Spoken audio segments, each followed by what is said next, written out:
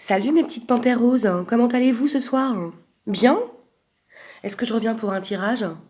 Non, non, j'avais pas envie. Est-ce que je reviens pour parler des charlatans dans le monde spi? Non plus, j'avais pas envie. Est-ce que je reviens pour parler de trucs complètement paranormaux de la Kundalini? Non, non plus, j'avais pas envie. Non, en fait, je viens pour te donner 2 idées de cadeaux pour Noël. Bah ouais, c'est bientôt Noël, hein, heureusement que j'ai pas la télé parce que je pense que les pubs, pour les cadeaux, ça me saoulerait, mais grave, hein. Bon, je sais pas du tout ce que je vais faire encore pour Noël. Je pense que ça va se décider genre une semaine avant, tu vois? C'est toujours à la route, hein, comme d'hab. Bon, en tout cas, il y aura un sapin, hein, des guirlandes, des machins qui clignotent. J'adore. Bon, c'est pas ça que. Enfin, je vais pas te raconter mon sapin, hein. Peut-être que je le prendrai en photo, je sais pas. Bon. J'avais envie de te proposer 2 livres à offrir à tes amis. 2 livres qui, moi, m'ont propulsé encore, comme si j'étais pas assez propulsée, en fait, hein. Dans des strates enfin, de je comprends rien, hein. Mais bon, enfin, non, dit comme ça, c'est pas vendeur. Aucune Fnac va m'embaucher, aucun Cultura va m'embaucher. Oh, puis je m'en fous parce que, bon, voilà. Non, en fait, c'est 2 bouquins qui m'ont véritablement touchée, mais profondément à l'intérieur de ma petite carcasse, hein. Voilà. Alors, le premier, ben, c'est celui-ci qui s'appelle Ouvrir le livre.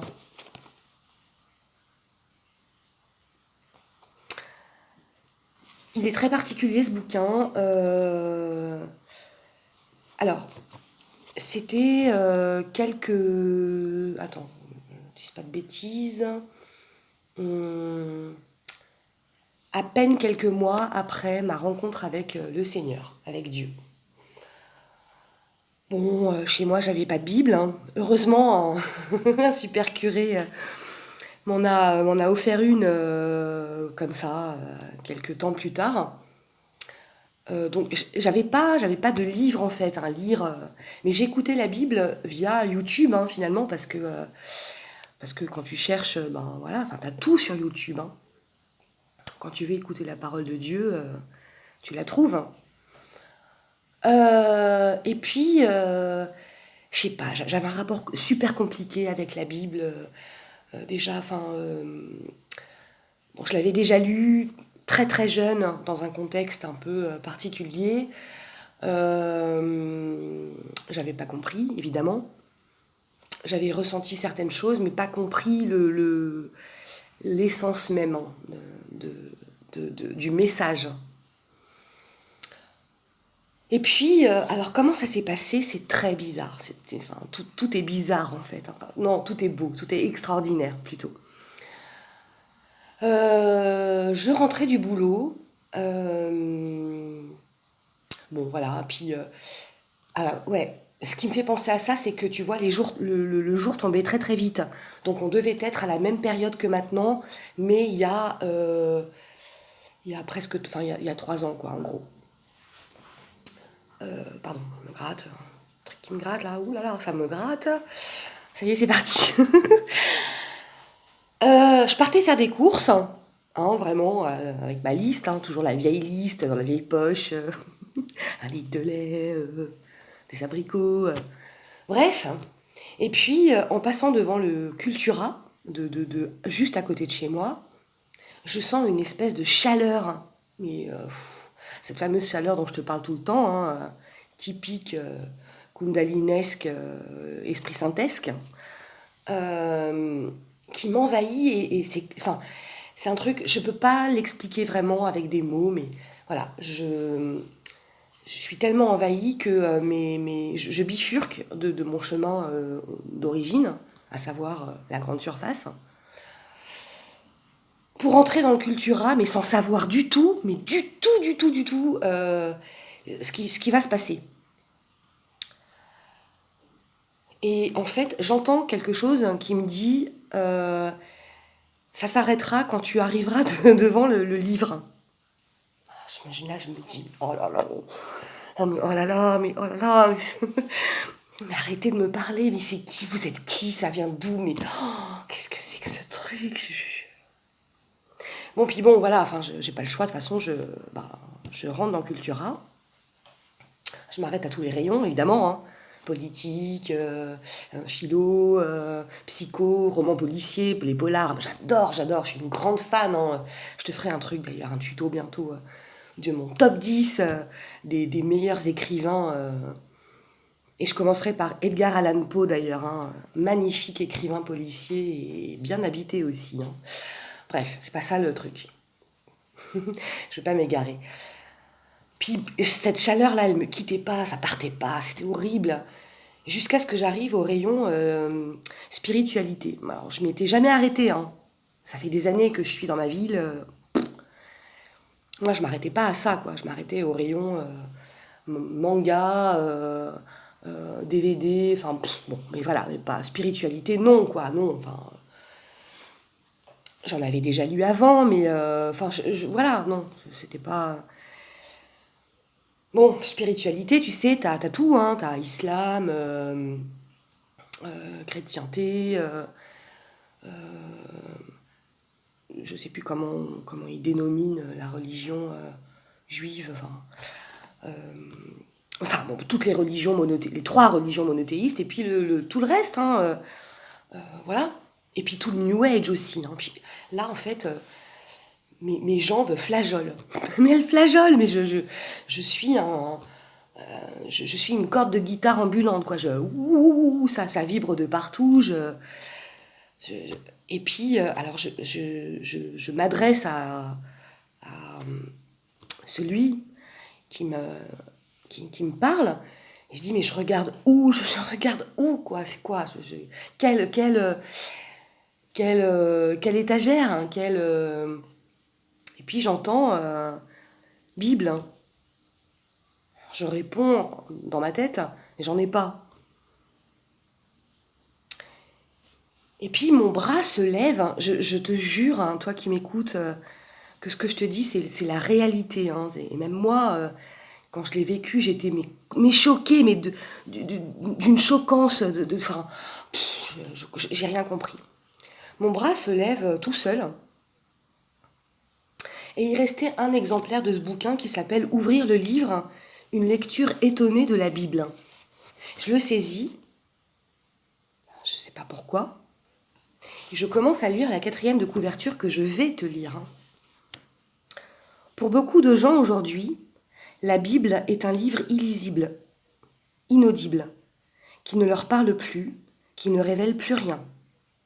C'est qu'avant d'avoir accès au texte, avec un T majuscule, il y a une lutte à mener avec lui dans une lecture active pour le mettre en question, en doute.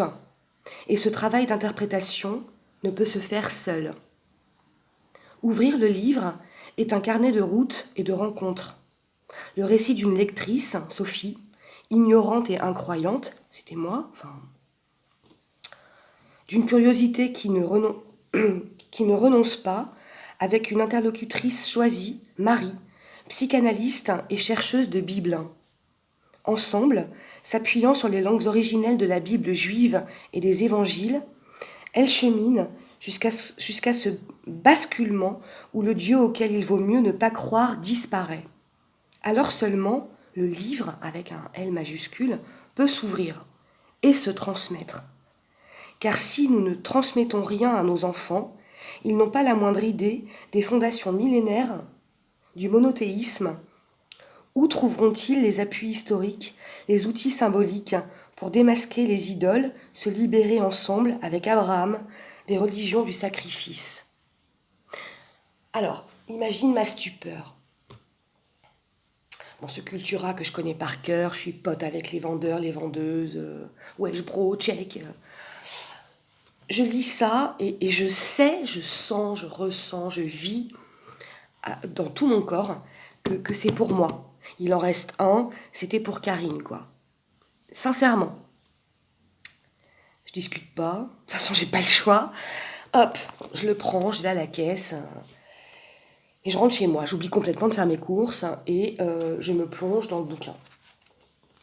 Et là, je suis complètement scotchée parce que ça raconte exactement mon approche si difficile, ce texte qui est pourtant tellement beau, d'une puissance, l'amour, enfin, la Bible, c'est qu'une histoire d'amour en fait. Hein. Et ben, je commence à lire, quoi, tu sais, l'introduction, donc voilà, la présentation des. Tu vois, rien que ça, quoi. Isaïe 29, 11, 12. Toute la révélation est pour vous comme les mots d'un livre cacheté que l'on donne à un homme qui sait lire en disant lis donc cela, et qui répond je ne le puis car il est cacheté. Ou comme un livre que l'on donne à un homme qui ne sait pas lire en disant lis donc cela, et qui répond je ne sais pas lire. Est-ce que tu saisis la beauté, la profondeur de ce que je viens de te lire? Enfin, et moi j'étais comme ça. Je ne sais pas lire. Je ne sais pas lire. Je ne sais pas te lire. Toi, Bible. Je sais lire tout le reste, mais toi, c'est impossible. Je comprends rien. Alors, bon an, mal an, hein, j'ai commencé à lire un peu l'avant-propos, tout ça, puis introduction au voyage. Et puis là, je rentre complètement dans le bouquin, quoi. Je me reconnais, en fait, hein, dans cette découverte de la lecture de ces textes merveilleux, de ces versets sublimes que sont l'Ancien et le Nouveau Testament. Et ça a été le début de ma grande histoire d'amour avec Dieu, avec Jésus, avec toute la clique. Hein. Non mais ça me rend tellement heureuse. Donc vraiment, si tu sais pas quoi offrir, eh ben, je te conseille ça. J'ai pas d'action, hein, voilà. Hein. Les autrices, hein, comment on dit maintenant avec la novlangue? Non, les auteurs, hein, moi je parle à vieille France un peu, je les connais pas, tout ça, mais je le recommande, il est excellentissime. C'est beau, c'est pur, c'est une vraie rencontre, quoi. Tu sais, tu ouvres la Bible et tu vas lire quelque chose et ça va tellement te remuer à l'intérieur de toi que tu vas te dire, mais c'est pas possible. Comment, je l'ai ouvert 1000 fois, comment est-ce que je n'ai pas saisi cette essence, ce parfum, comment ça se fait, quoi? Puis bon, après, tu comprends que la foi, tu l'avais pas, hein. C'est pas possible de comprendre un texte sacré si t'as pas la foi. Bon, voilà, c'était Karine Capello en direct de... Non mais je raconte n'importe quoi, mais ça me rend tellement heureuse. J'adore partager ces trucs qui m'ont fait tellement de bien. Tu vois, la parabole du fils prodigue, comment c'est beau, mais c'est d'une beauté. Mais ce papa qui est tellement bouleversé de revoir son fils qui était mort, qui vivait dans la vie de ce monde, mais qui était mort aux yeux de Dieu. Et enfin bon, voilà quoi. C'est beau, c'est magnifique. Bon, je vais m'arrêter là parce que sinon je vais faire 50 minutes. Bon, le deuxième bouquin, bon, alors là c'est un peu plus... on entre un peu plus dans le... comment dirais-je? Dans le brut du brut du brut, hein, c'est-à-dire... bon, des gens des personnes super humbles, super... qui ont eu ce bonheur immense, immense, immense de rencontrer Jésus, mais de façon intime, hein, intime. C'est-à-dire, elles l'ont vu, elles l'ont senti, elles l'ont touché, elles l'ont... Bon. Pour le coup, je vais te parler du Nouveau Testament par les visions de Thérèse Neumann, un document exceptionnel, qui est complètement exceptionnel, hein, rien que d'en parler, ça me chavire. de Gunther Schwarz. Je te montre, voilà. Bon là, là. Comment te dire la plongée c'est plus du paranormal, c'est de la mystique pure et dure, profonde, belle, authentique, vraie. C'est l'histoire d'une femme autrichienne, si je ne m'abuse, je ne voudrais pas dire de bêtises. Ça fait un petit bout de temps que je ne l'ai pas lu, mais je vais le relire, j'ai super envie de le relire. C'est quelqu'un, une immense mystique du XXe siècle, qui a passé 36 ans de sa vie, de Bavière, oui, c'est ça, donc autrichienne de Bavière, qui a passé 36 ans de sa vie à ne se nourrir quotidiennement que de l'hostie. Déjà. Qui n'a pas perdu un seul kilo, qui ne s'est pas flétri, qui n'a pas dépéri, qui vivait quoi à l'intérieur d'elle cette rencontre avec Jésus. C'est super beau quoi. Enfin waouh, Je te lis la 4e de couverture. Thérèse Neumann, la plus grande mystique stigmatisée catholique du XXe siècle, elle n'a pas mangé pendant 36 ans sauf des hosties, était régulièrement emmenée par son ange gardien, parce que oui, ils existent, c'est pas des fables, et là je te renvoie vers le Padre Pio, ok, dans le passé, où elle assistait à des scènes de la vie du Christ. À partir de toutes les notes prises par les médecins, les universitaires, les prêtres et surtout les bandes magnétiques du frère de Thérèse Neumann, il avait enregistré les descriptions qu'elle donnait au fur et à mesure, dans ses moments d'extase, y compris ses innombrables propos en araméen. Gunther Schwarz a réuni ici la totalité de ses visions.